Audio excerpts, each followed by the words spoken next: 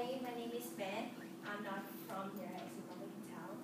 I'm from Vietnam, and a quick geography lesson, in case you don't know where Vietnam is right underneath China, and it took us 22 hours to travel from Vietnam to America. And today, since once in your life you will at least meet one Vietnamese person, it's probably a good idea to know somewhat about our culture, and that is exactly what I'm going to tell you guys about. Alright, whenever I talk to somebody here about this idea of multi-generation living together under the same roof, they kind of like, why? Well, to us, because Vietnamese people value community so much, is why multi-generation is a really common thing, just because we put the we before the I. So while a lot of Americans focus more on the individualism, Vietnamese people focus more on helping each other out and sticking with one another. And first of all, how do we get this strange sense of community? And no, it's not genetic, I promise. A part of it came from this guy. He's Chinese. His name is Confucius. He was one of the philosophers from the 6th century BCE in China.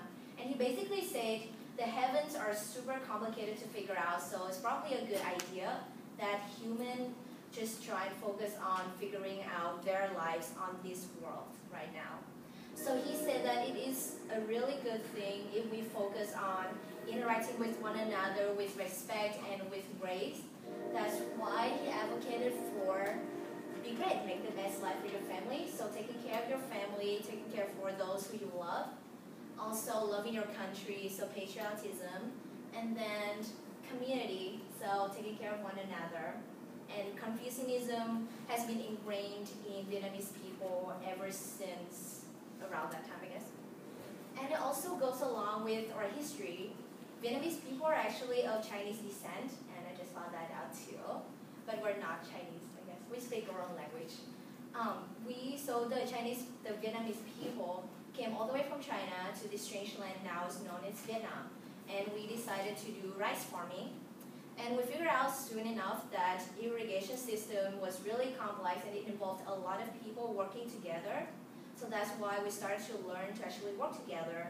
And so whatever they make, they all share. Whatever problems they have, they all share too and work through that. So because of the Confucianism and our history, we learned to be a good community and take care of one another. And our sense of community influences also how we value our family members. And this is actually a picture of my family. My parents and me and my sister, my brother-in-law, and then the kids. And this summer actually my parents came over and they stayed with me and my sister in New Jersey, and we had a good time with each other. And so once again, multi-generation, living together. So the strong sense of community, how does that evolve with our family values? Alrighty. Well, we respect the elders a lot, so our grandparents, we actually think that they're really wise and they have a lot to teach us about. So whenever we see them, we bow to them.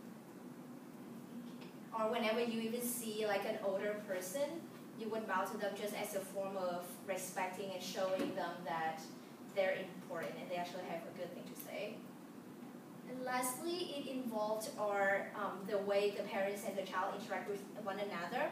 Before, it was more like the traditional view is an action model, as we've learned in communication, where the parents would be the one to give the command. So the parents would say, do this. This is how it's done. And the kids would be like, okay.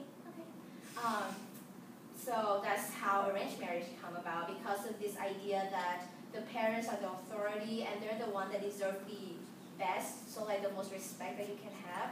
So whatever they say is the way it is. However, now we're moving more towards the interaction model, so you can actually tell your parents that you don't really want to marry this person because you don't really know them.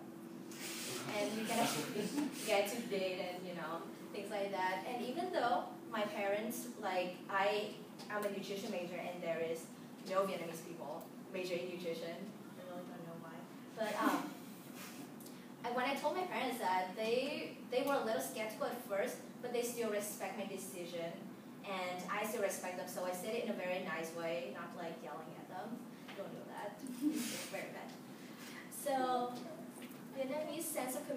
also influences how we worship our ancestors. So this is one of the ancestors' worship table, and it depends on how wealthy you are. You put more stuff on the table if you're more wealthy, and put less stuff on. But this is just to show how we respect our ancestors and our roots and where we come from. Right. So I just told you guys about how Vietnamese people have a strong sense of community and how that influences our family values as well as how we respect and treat other people. Thank you so much for listening.